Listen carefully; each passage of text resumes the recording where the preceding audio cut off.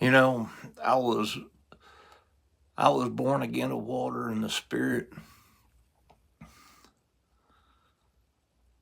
with signs following me since June of 1987, 38, 39 years.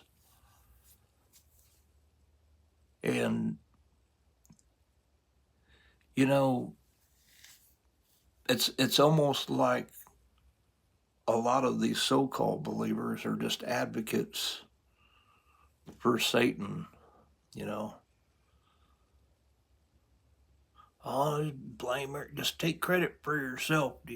Don't blame everything on Satan. But I mean, it's just foolish talk. You know, these spiritual strongholds.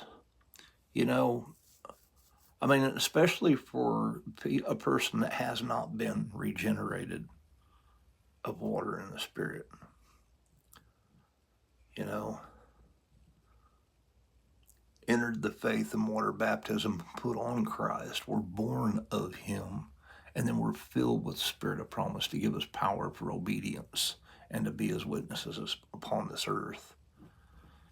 You know, because of the grace that is in Jesus Christ.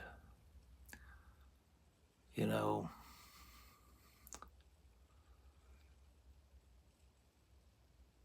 releasing us from sin's power, which Paul calls the law. He describes it in Romans chapter 6, 7, and 8. And again, he says it plainly, First Corinthians 15:56, the sting of death is sin, the strength of sin is the law.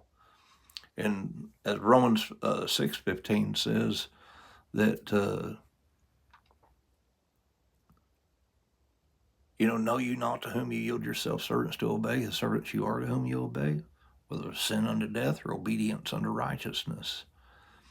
But we've got to see that these spiritual strongholds, that, I mean, especially in the unbeliever, that can attack the mind and have great influence over the bodies.